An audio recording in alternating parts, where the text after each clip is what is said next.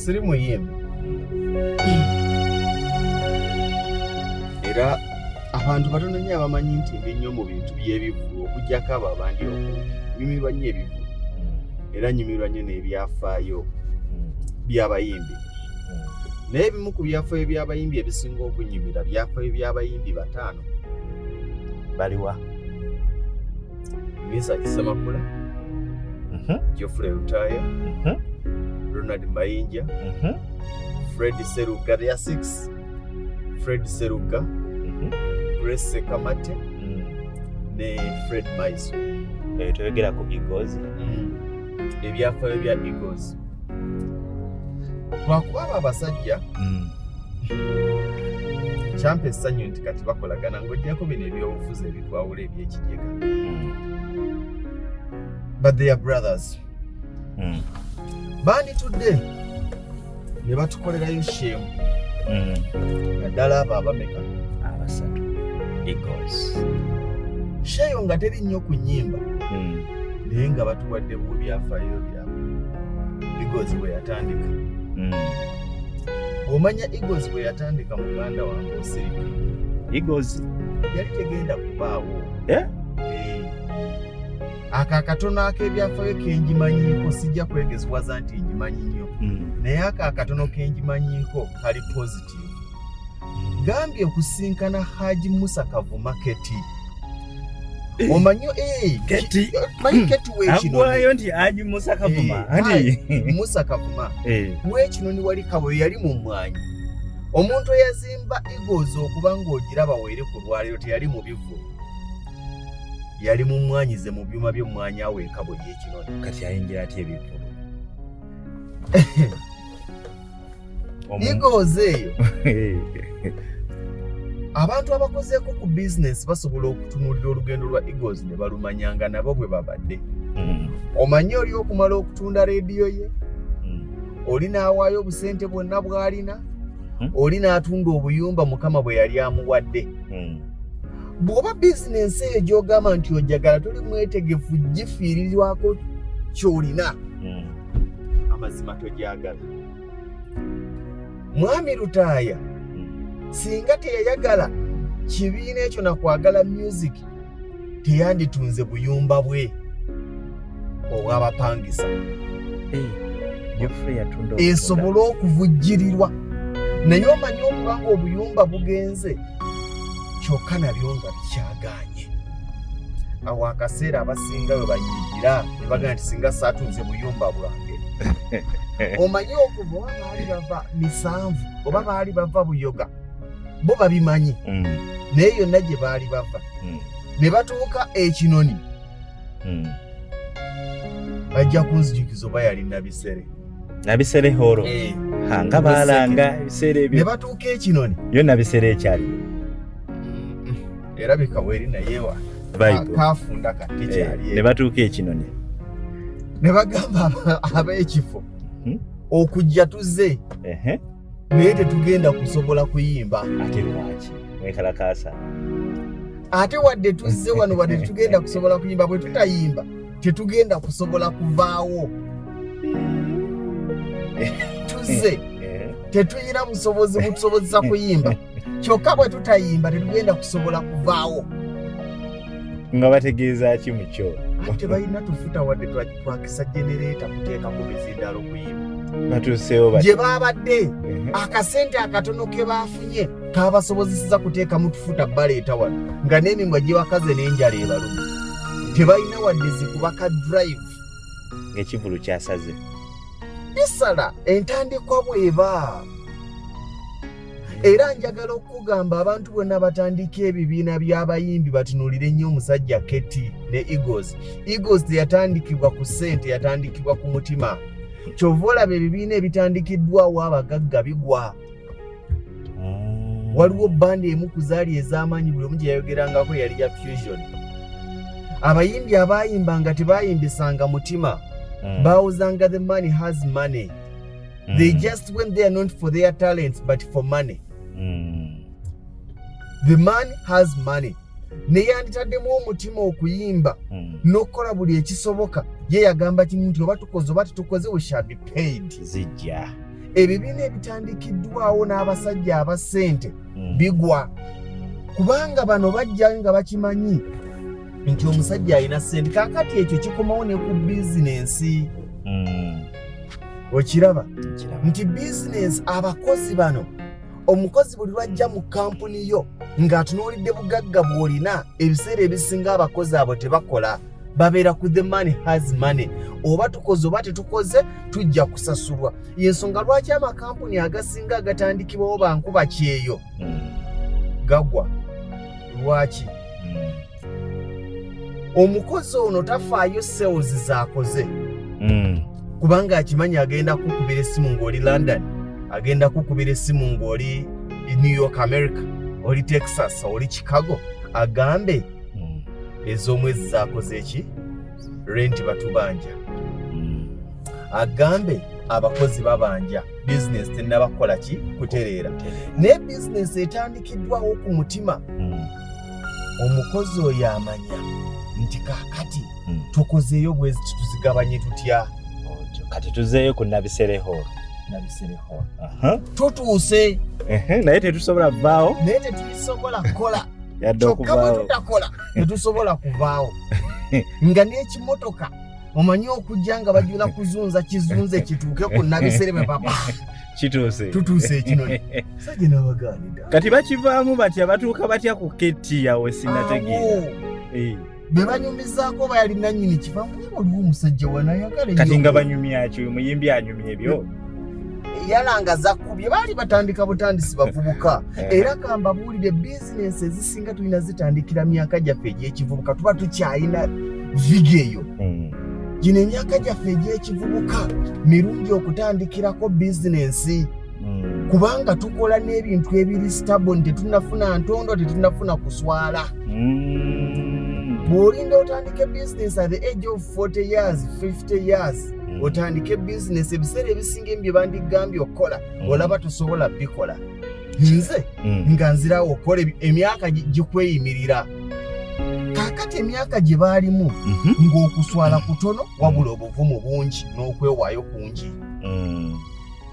Tinedde waliwo omusajja wano ali awo mumwanyi ayagala nnyo ebyabayimbiyimbi, naye okwagala ebyabayimbi ye lugonvu. Bagiramu ati nafunamu akaseera n'agenda n'atuula n'abalaba nga bayimba ne tunyumirwa ng'awo wakoma. nga bamunyumira. Asobola okubawayo akasente ne mukola. Bwe mumala okukola ne mumuweezize nti etugendewo nga bavaaliyo bakuna bisereho olwo nga bakirira ekaboyo. Musa Kavuma tanafuuka Haji we yali nti Musa nti kiki tibasajja bombaleese gyebaleko ssebo nze Ronald Mayinja ono Mayinja nyimba zo nga zitunyumira tise Jofule Lutaaya Lutaaya ati nakumanya nnyo ku Gibros ng'oli ne Kezia Nambi. Tomanyi nti Lutaaya yali ne Kezia Nambi? Nanga ondekerayo. Lwaki gambo kya lulimi kyekyanemesa omulenzi omulungi nandifunyeyo omutaputa naye ogwo guba mukwano nabaki kaneerese enzire mu ssomero jigirizibwe olulimi olutolo. Oyo Kezia Nambi ate saamanya nti Lutaaya yaliko. Mwamumanya nnyo mwebonizi naye yaliko ne Lutaaya ye Gibros. Lutaaya gye yali atandise. Manyi Kezia yafiira ku myaka mitu gyali 36. Ate nange eyo ate yo tunaddayo buzi naye kuba kipya ate n'oluyimba mbadde nduma. Kaakati nze Misa Kisemakula naye Mayinja yatiikirira mangu yafuluma era kyovola nti abaawozanga Eagles nga bagamba tugenda mu b'amayinja. Nze Misa bali kunti kale muzeeyi kituleese okuyimba tuzine bawulidde nti mujje naye tunawulira ku drive era tulaba ki ekituleese muzeeyi okujja tuze naye tetulina waddezi ku majenereeta kutandika abaana be tuli nabo enjala ebaluma tetulina wadde za drive ffe tukkiriza oba gwe otuweka olunaku otuwadde nga nekyetaagisa ki amafuta by then byetaagaga ga mitwalo 3 agagenda mu drive ga mitwalo ng'ena gemitwalo nga 7 n'okulya emmere by then yali mu 13 nga beetaaga emitwalo nga 10 naye nga tebazirina ez'ebiseera ebyo. Kati gwe yeegomba Lutaaya waaliro ne kalina za Lutaaya n'otyegomba Jane yavaamu kalina ezo nti ezo kalina zaava mu bulumi na kwewaayo na kutunda mizigo gye. Nti atugire nga bakuba drive abaana nga bali ekivulu nga kitandika Jalibu. Jalibu wammanyaako. Tomanyi nti ebivulu by'edda nga bwe munaaba muyimbye. Kyova olaba bandi ezo zaabanga ne anthem. Oluyimba lw'eggwanga. Si oluyimba lw'ekibiina. TFA w'amatenda abazze okusanyusa abantu tuzze tuleredde wekibijigiri yitako mudiire no tokulabeka abantu bakwesunga naayitawo ne mumulaba kakati otegeroba kakati ng'abantu bali mu kikaali olwo musooka ne muyingira free of charge. Anthem eyo baamu abayimbi bonna naye nga kuba kuyitawo nti n'oyo waali kati bwe bamala ne mufuluma. Awo omwana we yajja nti nkome ku Jalibu. Ansaba Jalibu tombeeba kanulira muli amaaso n'abazadde we balimbuuza tyokolobusa kyetyo ndibaddamu sibeekweka timbaddeyo gyenzije maali yabbaana abirakayayana nange ndabe nga bwe mutanoonye kasita n'ebitina byegulira wamma kansagalira ebyana nderererere naye tunaamuddira omuyimbi munene kakati tuli ku Jalibu nenyumirwa. Njagala kugamba nti abaana abaali baweddemu essuubi era obulamu bwa Eagles buli waffe Kinoni gye yaddiramu amaanyi. Okumeruka kwa Eagles singa tebasanga mwami Ketti Kinoni. Andi Ketti ekyo ekivulu kye kyamujja mu mmwanyi n'atandika otambula nagandikati ate baakola n'adduka mu mmwanyi terimba.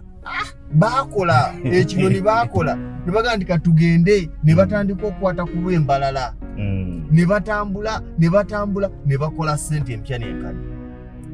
That's how Eagles began.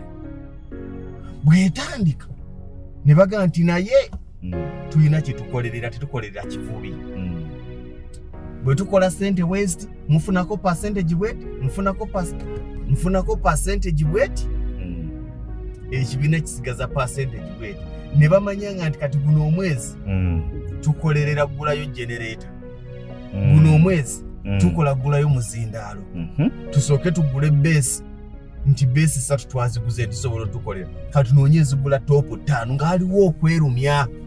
Wadde tukoze kakadde watukoze obukadde bubiri naye mugenda funa emitwalo 5 muwulidde ntuwulidde. Emitwalo 7 zigenda kugula mizindaalo katugenda kugula mixer ne bazimba bwe bati we mwagirabira nga y'amaanyi. Kakati ebintu ebyo lwaki gamba nti twetaagayo abasajja batu nze kenkuwaddeko kali 1%. Ng'oluusi waliwo ne byoleseeyo bye simanyi ku bulamu bwabwe nti singa otula n'owuliriza the journey of Eagles production how they began bajja batya n'ekintu kyabwe ekyo bakitandika batya. Abadde atya okutandika abadde ayinamu embeera ey'okugamba nti ate kaakati nteekemu obusente bwange bufe otandika. Nze gambye watya ng'obadde ozimbyeyo obuzigo bwo ne bakikubalira nti kikola n'oteekamu obusente n'obutunda n'oteekamu obusente n'otunda takisi yo n'oteekamu obusente lutayina takisi n'oteekamu obusente ne mutandika okuyimbira abantu 2 ne mutandika okuyimbira abantu 10 amaanyi gakuggwa naye takisi eyo yagulira Lutaaya emmoroka zonna zayagala negulira mayinja ontegeera negulira papa kyekyayamba Eagles okubaawo si lwakusinkana Ketti omugagga ekyayamba Eagles okubaawo lwakusinkana Musa Kavuma omuvumu omusuubuzi. Kyova nze bizinesi zange ebintu byange ebisinga sissaamu nnyo buyigirize olw'ensonga nti onoonya baprofesa balina akeedi mu Kampala batono. Buli kintu balowooza kyakubala kakati okusaana okwetugera bweti ne zifiirayo ate.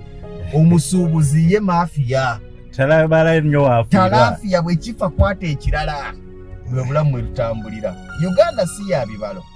Era bw'ogezaako okussa ebibalo mu bizinesi ze Uganda zireke sigala ng'okozesebwa bagambe tujja kuwa $5,000 ogambe nti nze njagala 7. Ekibalo kyo kikomaawo. Naye bw'oba ng'oli mwetegefu okutandika bizinesi ng'olowooza ogenda gikulembereza ku bibalo na business administration gye wasoma owedde. Eyo owedde. Kyekiri kye wannyonnyola abaana waliwo gye wali ku university gye baakuyita n'ogamba this is a key holder. No. What I told them, education is no longer a key to success, but these days education is a key holder to success. Nti omusajja afunye sente naye singa yali yabugumizibwako yandibadde asobola ozikwata obulungi naye zaazifunye ebitabo si bye bizimuwadde. Kyekizaayo abantu.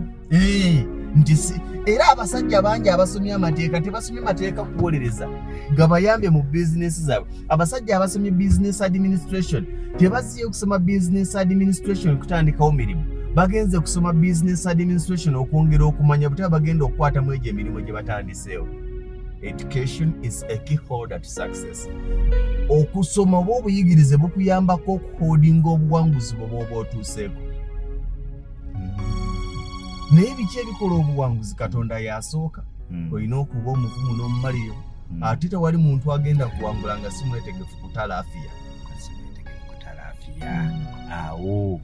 So, kikyoyingira ku mboozi y'abasajja abasatu. Katubala basatu be basinga okwatiikirira. Kuliko omugenzi Fred Maiso, mwami Seruga Sorry Fred, na kuliko ne mwami Grace Sekamati. Taya ni mayinja Misachi. Bano bonna abaana abazze nga basaba okwegatta ku Eagles ba Maureen ba Stacia ba Namatovu ba Kusaasira n'abalala basekyewa bazze luvannyuma tebaamanya lutalo lwaliwo na butya Eagles bwe yatandika okugirabaawo weeri. Abo abasajja bwe mubalabanga bw'oba oyogera naye ayogera naawe n'asika n'empewo muleke tumanyi gye yava. Ate oluusi nga nebyoyogera alaba birala nnyo tajja kusobola kutuusa ku level kwali. Weebale nnyo. Naye tunuulira ebibiina ebitandikiddwawo abasajja abagagga bigudde, kubanga abaabigendamu baagenda kunona ssente z'abasajja abo. Tebeekwata abasajja abo kubayambako kututumula ssente ziri mu talanta zaabwe. Y'ensonga lwaki bamaliriza baziise ne talanta zaabwe kasita bakimanyi nti after all we are paid. Eagles ewa mwami Musa Kavuma teyanonayo ssente, yanonayo muntu agikwatako tuwe buwi mafuta. Twagala mafuta gagenda mu generator tukole.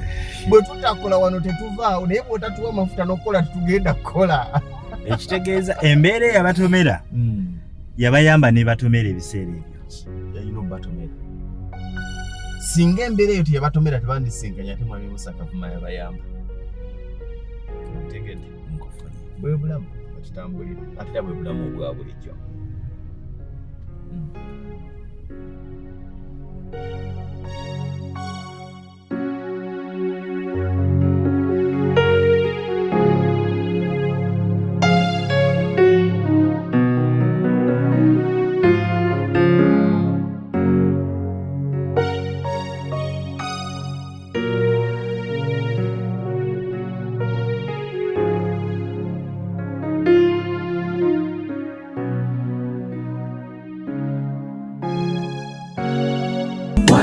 Mama mwana wa tata Lugonvu muwulire alina ensonga